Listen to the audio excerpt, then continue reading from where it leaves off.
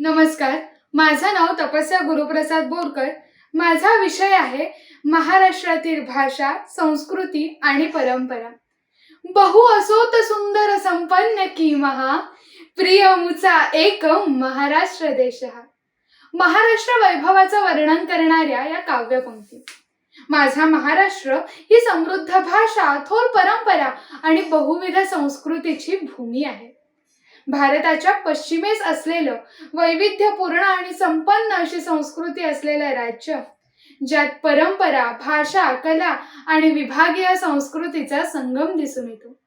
महाराष्ट्र महंत राष्ट्र, महान राष्ट्र, लाभले आम्हास भाग्य बोलतो मराठी. या भावनेतून मराठी परंपरा, मराठी संस्कृती याबाबतचा गौरव व्यक्त होतो.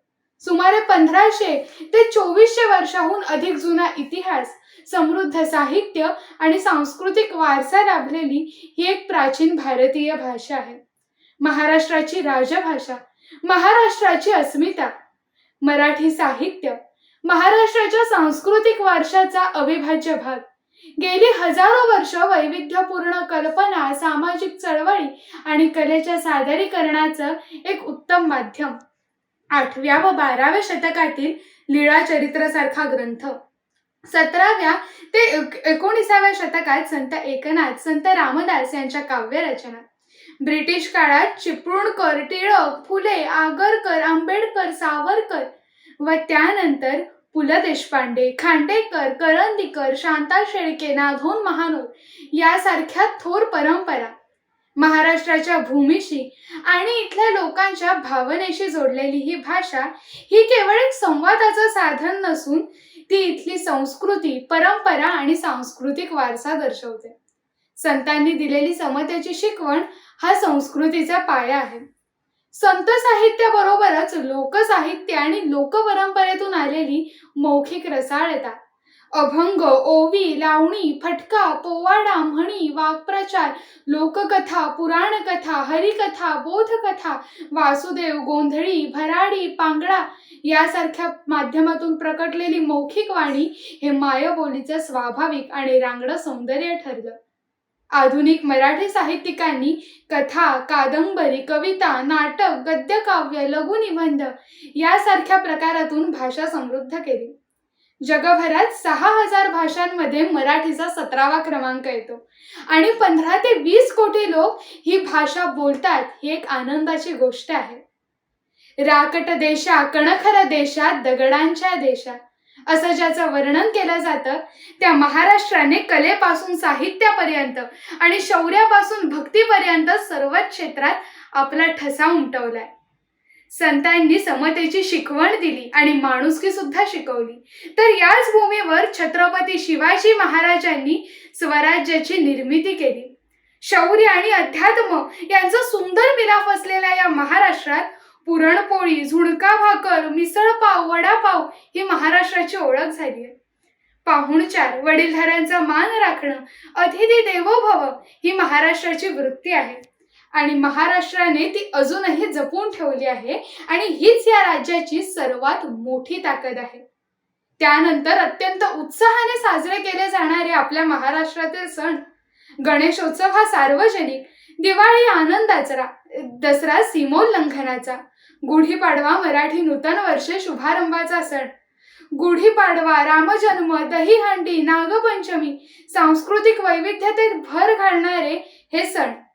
विठ्ठल हे महाराष्ट्राचं लाडकं दैवत आणि आषाढी कार्तिकीला पंढरपूरची वारी हे इथल्या सामाजिक एकतेचं सर्वात मोठं प्रतीक.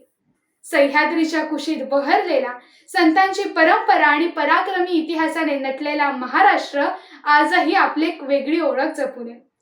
परंपरा म्हणजे पूर्वजांकडून चालत आलेली चालीरीती, रूढी, श्रद्धा, परंपरा.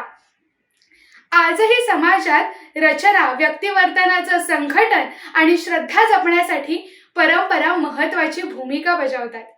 महाराष्ट्राची कला जागतिक स्तरावर ओळखली जाते. महाराष्ट्राची शान लावणी. महाराष्ट्रातील संस्कृती आणि परंपरा यांचं दर्शन घडवणारी तमाशा ही लोककला.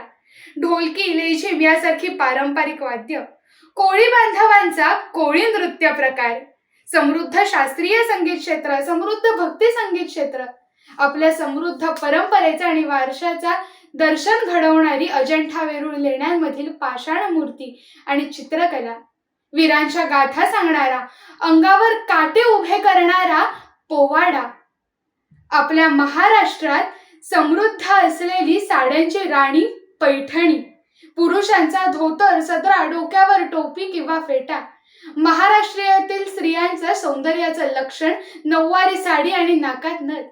ही सर्व काय सांगतात?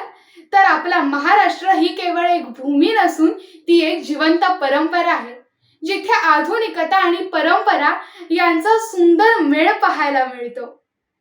आपल्या महाराष्ट्र देशात भाषा हीच संस्कृतीची वाहक असून ज्ञानगंगेचा प्रवाह अखंड चालू ठेवण्याची आणि समाजात व्यक्तिवर्तनाचं संघटन घडवून आणण्याची जबाबदारी सुद्धा भाषेवरच असते. ही कामगिरी भाषेलाच करावी लागते. त्यामुळे आधुनिक काळातही महाराष्ट्राने आपली परंपरा आणि संस्कृती अजूनही जपून ठेवली आहे.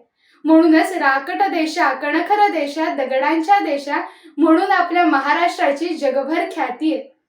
जाणीव आणि कृती या दोनही पातळ्यांवरती मराठी संस्कृतीच्या, परंपरेच्या आणि वारशाच्या वैविध्यपूर्णतेत आपल्याला कसा भर घालता येईल याचा आपण विचार केला पाहिजे. धन्यवाद.